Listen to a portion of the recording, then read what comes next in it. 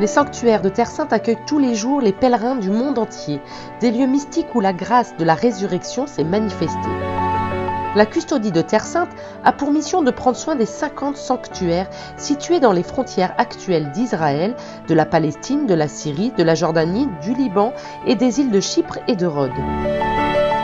Du mont Nebo au lieu où Moïse contempla la terre promise, au sanctuaire de la vie, de la passion et de la mort de Jésus, Jérusalem en est le cœur.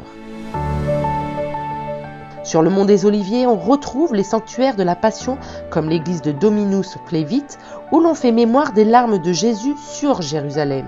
C'est certainement l'un des panoramas les plus évocateurs de la ville sainte. Quelques mètres en contrebas, à côté du jardin des Oliviers, se trouve la basilique de Gethsémani, lieu de l'agonie de Jésus.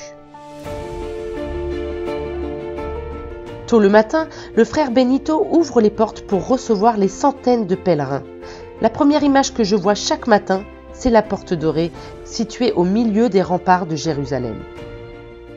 Noi francescani della custodia di Terra Santa conserviamo con tanto amore questi 8 olivi. Nous, franciscains de la custodie de Terre Sainte, gardons avec beaucoup d'amour ces 8 oliviers plantés en souvenir de l'agonie du Seigneur.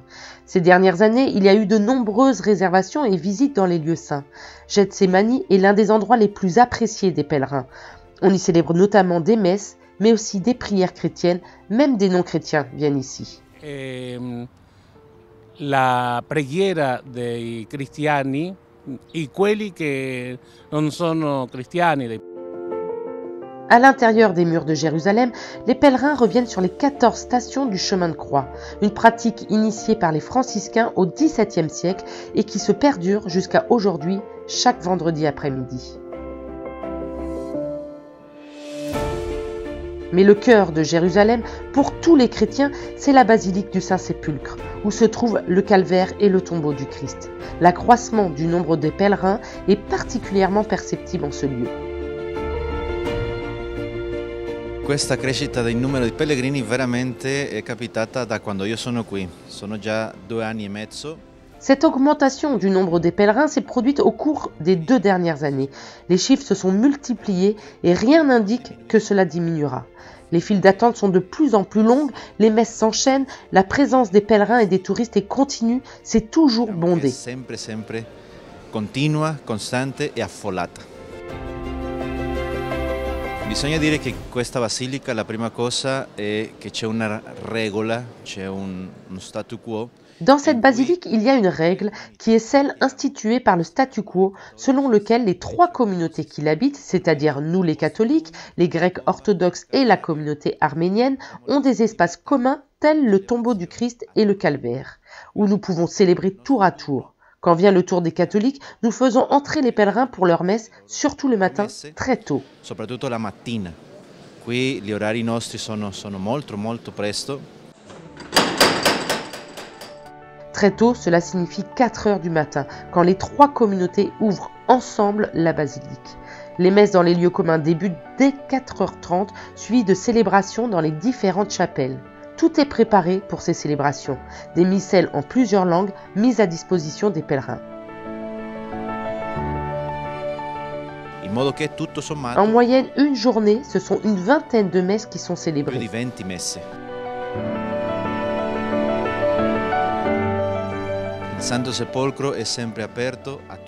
Le Saint-Sépulcre est toujours ouvert du matin au soir.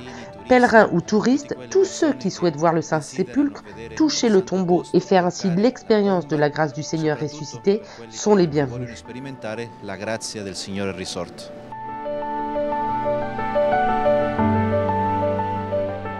D'après les données du Centre chrétien d'information qui enregistre les réservations de messes dans les sanctuaires, la croissance de la fréquentation des lieux saints est impressionnante. En 2018, ce sont 14 650 groupes qui avaient réservé une messe. En 2019, ils ont été 16 490.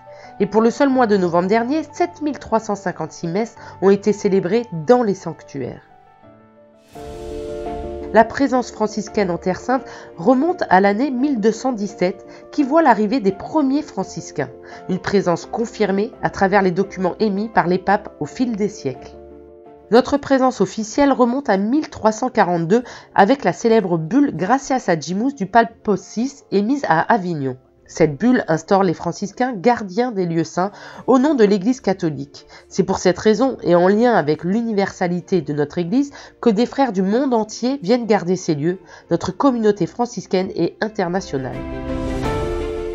Cette bulle proclame non seulement les fondements juridiques de la protection des lieux saints, mais aussi des devoirs pour les rois de Naples avec la bulle Nuper Carissimae de Clément VI. Dans cette dernière, les souverains sont exhortés à soutenir les franciscains dans leur mission. Dans les archives de la custodie se trouve la bulle du pape Martin V émise à Mantoue en 1421, des documents du pape Benoît XIV datés de 1746, ainsi que la reconfirmation de la garde des lieux saints par le pape Pie IX en 1846. De la période récente, je dirais que parmi les documents conservés, l'un des plus importants est celui du pape Paul VI, Nobis in Animo, qui confirme expressément la protection des lieux saints aux frères et leur octroie le droit d'organiser une collecte pour les lieux saints.